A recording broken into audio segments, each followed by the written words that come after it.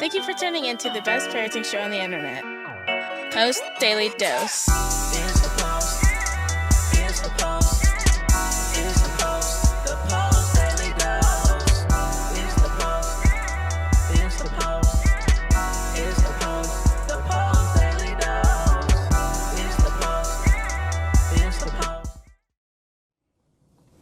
Hey, good evening, Facebook. Welcome to another episode of Post Daily Dose with me, your trusted parenting advisor, faithful guide and servant on the healing journey. What's my name? Big Papa Brian+Post, baby. Hope everyone is having a fantastic Saturday. In tonight's episode, we're going to talk about how to help children succeed in school. And this episode is dedicated to my friend Calvin. So I want to tell you a little story. When I was in the 7th grade. So, you know, what was I then? By 12 years old, I'm thinking, 11, 12. We had a teacher. Her name was Mrs. Jennings, Nell Jennings to be exact. And Mrs. Jennings was stressed. I mean, she had some issues, and not many of us liked her. She was a little rigid. I think she had a couple of favorites, but not many of us liked her. And one particular day, and, you know, granted, I wasn't the most ideal student, but I was an okay kid. I didn't disrupt the classroom a lot.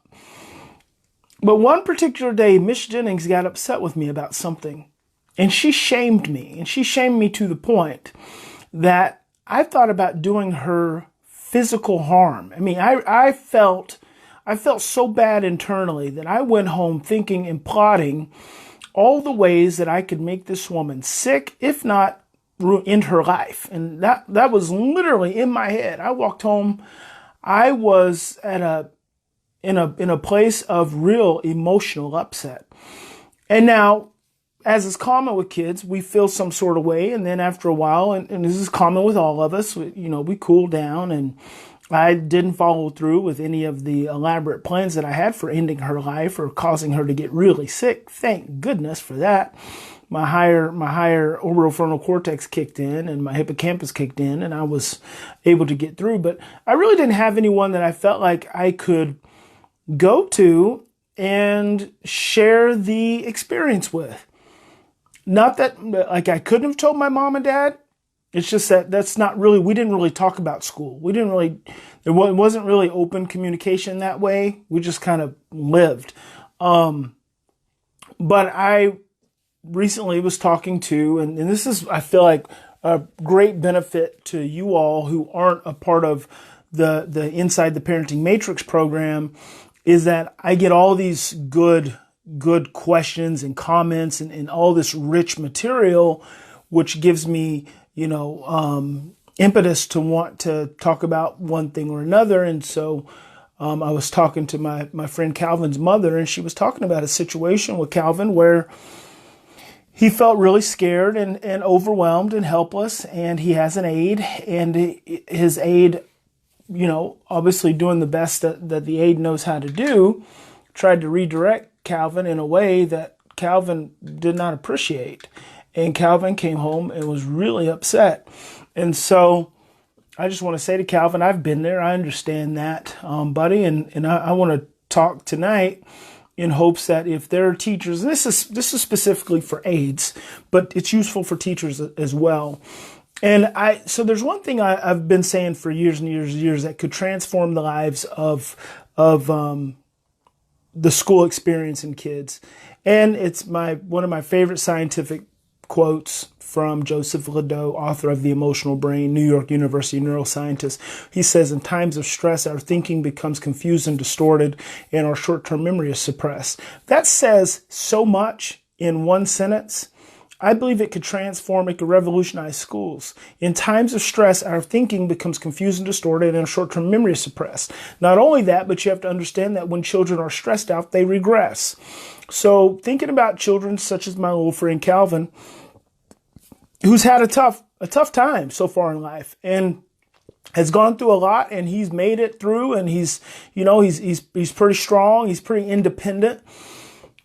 The adults around children such as myself, children like Calvin, have to understand that when a child has experienced trauma, their brains are more sensitive to stress. And because their brains are more sensitive to stress, and they are more easily full of fear. I say fearful. It's not meaning the child is scared. It's the child becomes full of fear. So they are stress sensitive, and the stress sensitivity leads to a filling of their fear tank. And so it's really important for the professionals around them, especially the aides around them. Number one, so I'm going to give you something really valuable. I just gave you something. Actually, I just gave you a couple things really valuable. In times of stress, our thinking becomes confused and distorted, and our short-term memory is suppressed. But I'm going to give you something even more valuable.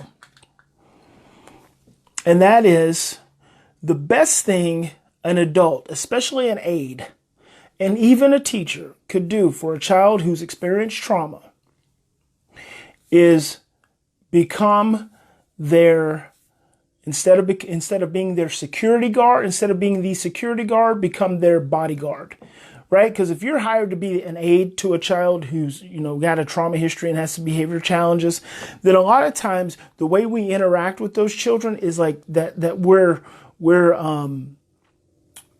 security guards, but we're security guards for everyone else.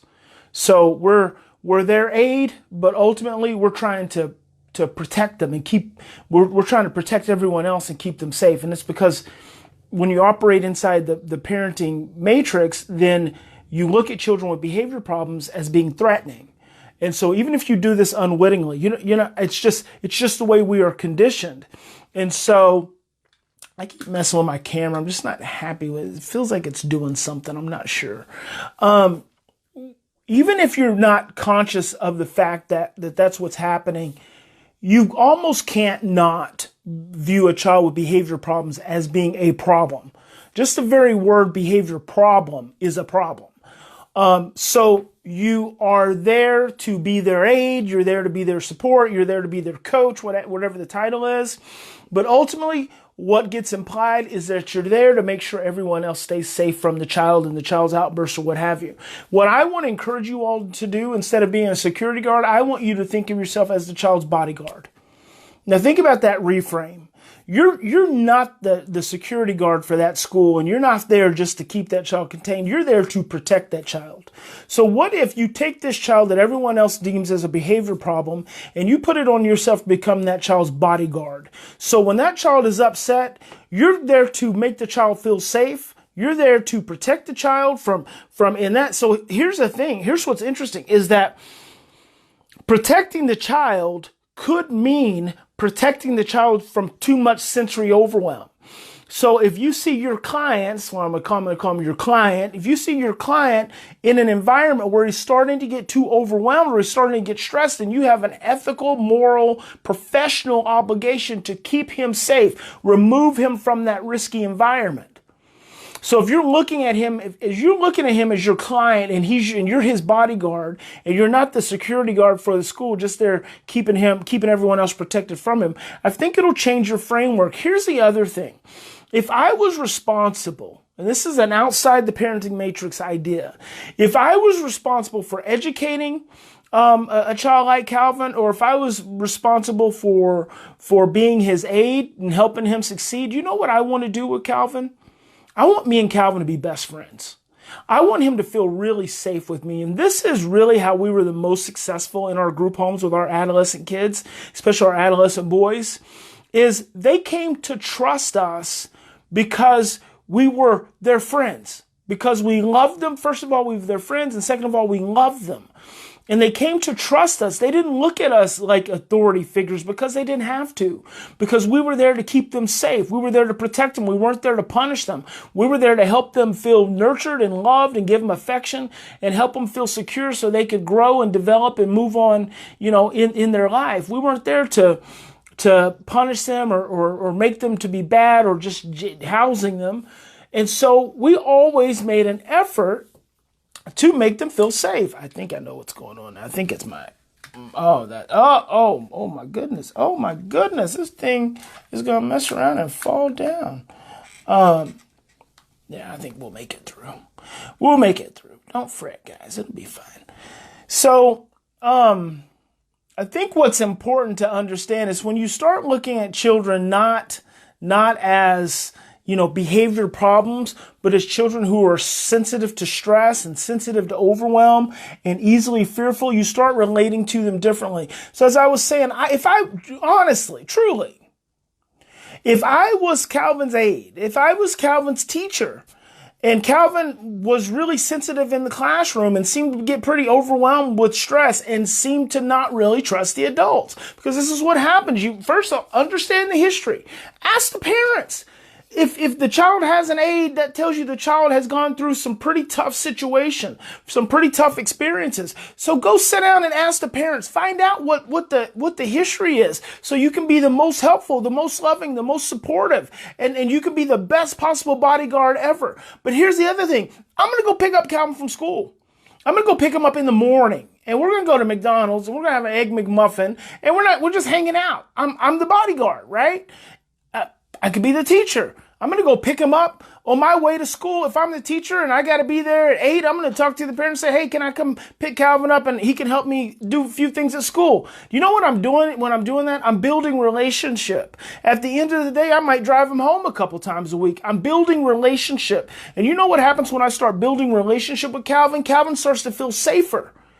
Calvin doesn't feel so threatened anymore. He doesn't feel so overwhelmed. He starts to begin to feel like he's got an adult in his life. Remember, when kids have had tough circumstances, and I'm not going to get all into what Calvin's gone through because that's his personal business, and I don't want to put it out in the streets like that. Calvin can share all he wants, but when kids have gone through tough circumstances, and I can just speak to myself, just being adopted, being in foster care, having behavior problems, having stress sensitivity, getting easily overwhelmed, they don't trust adults as easily to be able to keep them safe.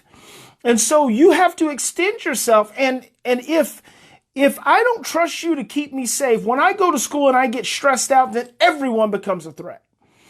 Everyone becomes a threat. I have no one keeping me safe. And not only that, when you stress, you regress. So now I'm not 7, 8, 9 years old. Now I'm 2 years old. I'm 2 years old, and I don't feel like anyone can keep me safe in the environment.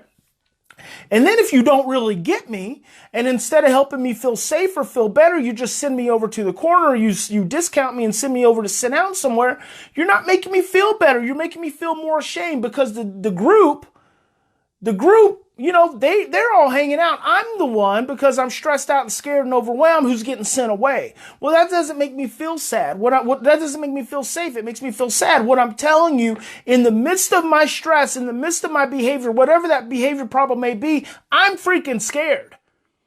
I'm freaking scared, and I don't trust anyone in this big ass school. I don't trust anyone in this big ass school, and I may be 9, but really emotionally I'm 2. Because that's where I go when I get scared. And you know what I'm going to do? If I'm 2 and I'm in this big ass school and I don't trust any of these adults and I don't trust any of these other little kids, I'm going to fight. I'm going to fight. If I can't run, I'm going to fight. And if I don't have anyone to make me feel safe, I'm going to fight you to the bitter end. And I apologize. If I get stressed out and overwhelmed, I don't always know what's going to stress me out. I don't always know. I might start off and be having a good day. But I go to the playground and one thing can trigger me because of my trauma and get me all stirred up, and then I don't trust anybody. And I need you as my aide, I need you as my teacher to realize I'm not a bad kid. You don't have to protect everyone from me. I feel like I need to be protected from everyone else. And who's protecting me? No one's protecting me. You're getting mad at me and you're bossing me around and you're telling me my feelings don't matter and you're sending me over to sit somewhere. Because I started calling the other kids names. You know why I started calling the other kids names? Because now I'm 2 years old. I'm 2 years old and I don't know what else to do. And what do dogs do when they get scared? They bark. And that's what I'm doing. I'm in my reptilian brain, in my primal brain. I don't know what else to do. And you just want to get mad at me, right? And then you want to probably give me medication, or you want to give me a label, and then pretty soon you're going to be kicking me out of school, or you're going to move me from one place to one place to one place. Can someone just freaking make me feel a little safer?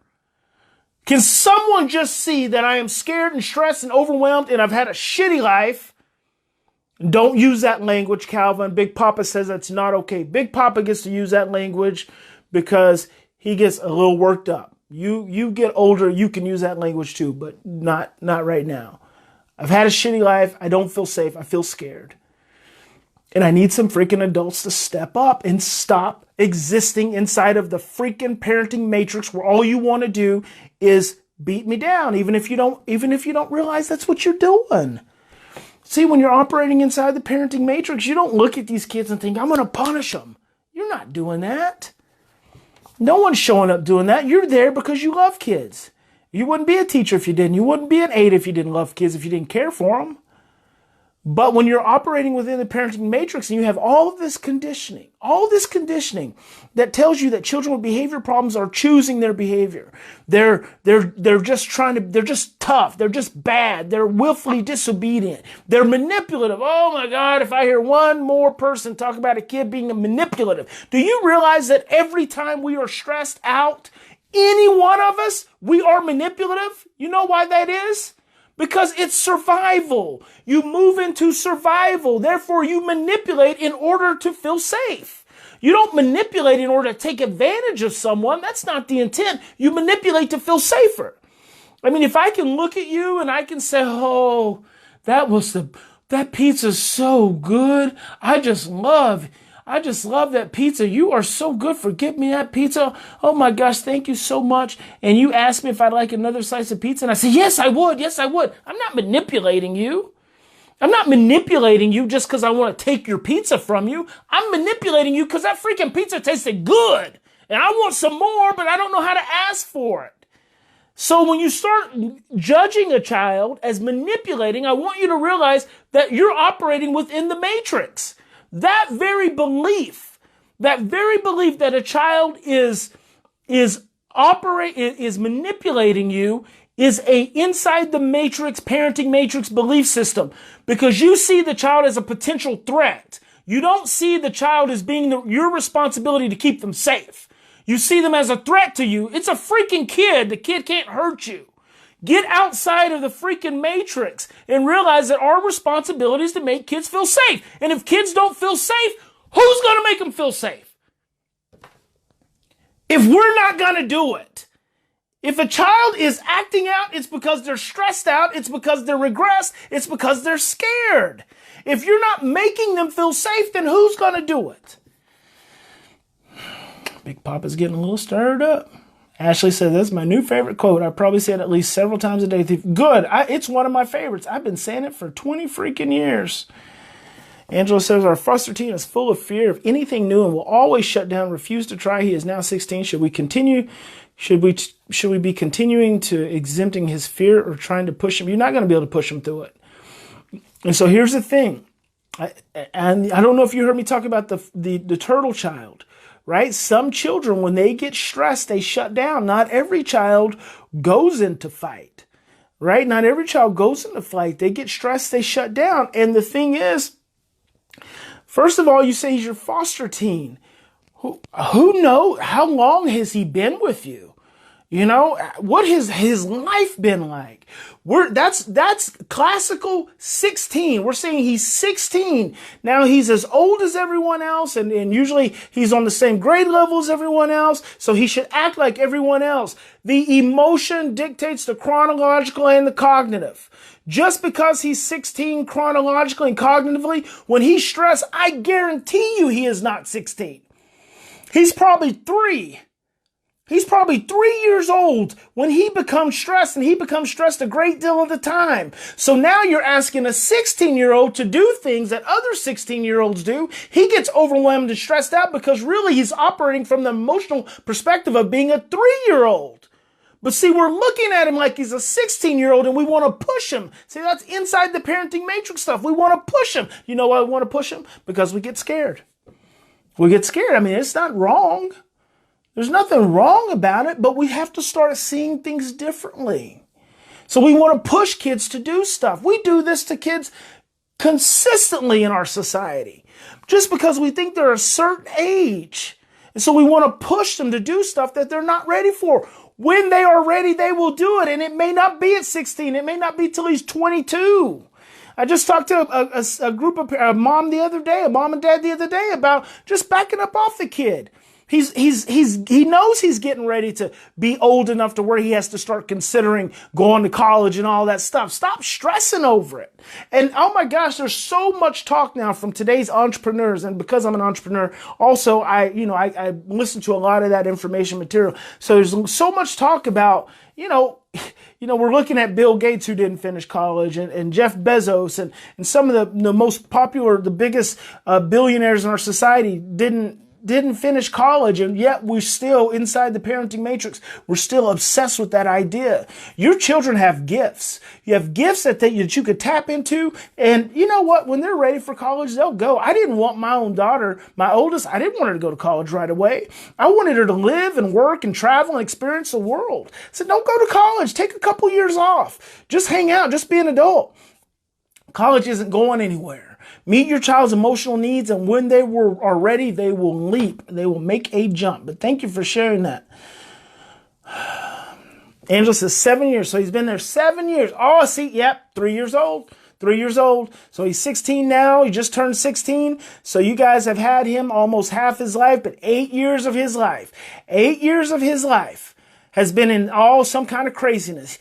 He has had more consistency, more predictability in the last 8 years of his life than he had in the whole first 8 years of his life. So he's gone through a bunch of chaos and a bunch of abandonment and a bunch of rejection and a bunch of stress and a bunch of trauma the first half of his whole life, where his brain's developed the most, right? You've had him 8 years. That's fantastic. It's been consistent and predictable. But what it hasn't done is given him an opportunity to really catch up.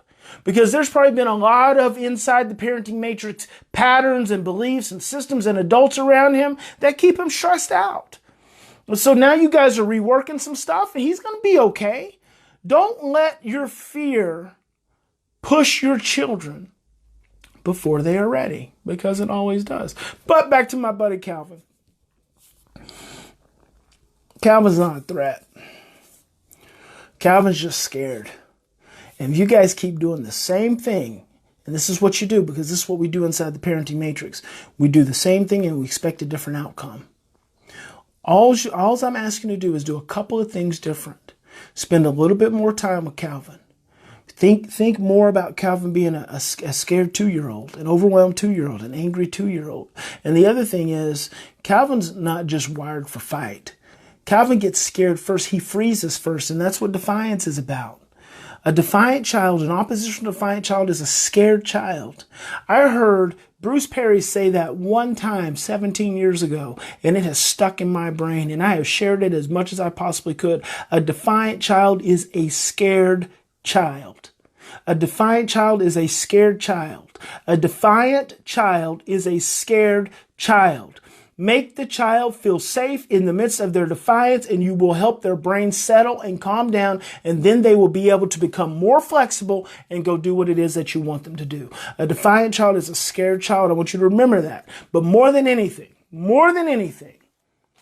I want you to see children struggling in school at their emotional age and not their cognitive or their chronological. Remember, guys, in any given situation, we always have two choices. We can continue to operate inside the parenting matrix, where the common denominator is fear, shame, overwhelm, punishment, blame, and reactivity. Or we can stop. We can take 3 to 10 deep breaths. We can slow down. We can calm our brains down.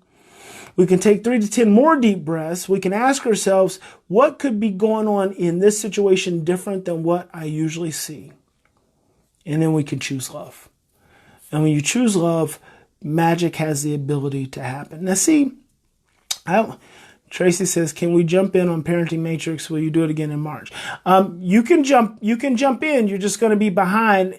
And to be honest with you, Tracy, so I had a big group of people.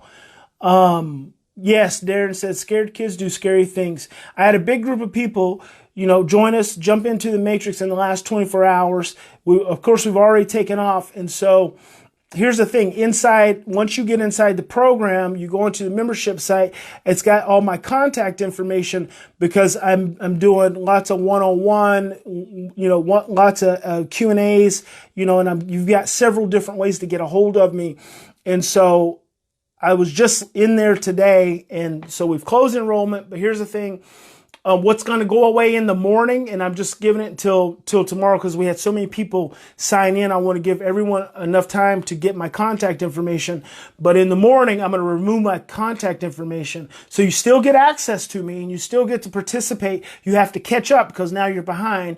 You still get to participate, but you will be engaging. The questions you ask will be through the private Facebook group. And I'm still really, really available and active in the private Facebook group, but you just don't get you can't text me and Vox me and email me directly unless I ask you, questions and ask you to expand. So if you want to jump in and you want to get as much hands-on as possible, then yes, you can still go to theparentingmatrix.com and you can still join us. By in the morning, and you'll even go to the site now. When you go to the Levolution site, you'll see it says closed. And you'll still be, after in the morning, you'll still be able to join. You just won't get full access to me other than through the private Facebook group. So that's it. So, and I'm excited. I'm so excited about what we're doing. I mean, it's got me on fire, and I am really excited. And so my buddy Calvin, his parents are in the Matrix program, and it's going to be life changing, because it makes me so sad. And I came into this, I'm like, I want to dedicate this to Calvin. I'm going to behave myself. So it can be shared with the adults in his life. But then I'm like, I kind of lose my mind. Big Papa is a love nut. I mean, I'm just like a passionate love nut. And I get so sad and overwhelmed because I've been doing this for so long. And when I hear professionals saying to parents of these hurting kids, asking them if they're sure that they can take care of these kids and meet their needs. Oh my gosh, it just overwhelms me. It just overwhelms me that we, as adults, that instead of taking responsibility for our own stuff and our own limitations, I bet not a single one of those professionals has read another book, has searched YouTube, has went to a seminar, has done anything different than what they usually do before they start telling his parents, are you sure that you can meet this child's needs? It's just like, what the heck is going on? So anyway, I love you guys. Big Papa loves you. Remember, any given situation, we always have two choices. We can choose love or we can choose fear. That's all that exists. I hope you have a fantastic Saturday. Thank you for joining me. Please, if you enjoy the material, please like, comment, share. My goal is to get to 100,000 followers and just influence as many people as we possibly can. So have a fantastic Saturday. Good night's rest. Sunday morning, I'll be up again early Sunday morning, dropping another module and teaching in the Matrix program as we transcend. And just enjoy your Saturday. Have some ice cream. I told you that last night because last night I thought it was Saturday, but it was actually Friday. And so tonight is Saturday. So have some ice cream, watch a movie, relax, get some oxytocin, feel good. We'll catch you tomorrow.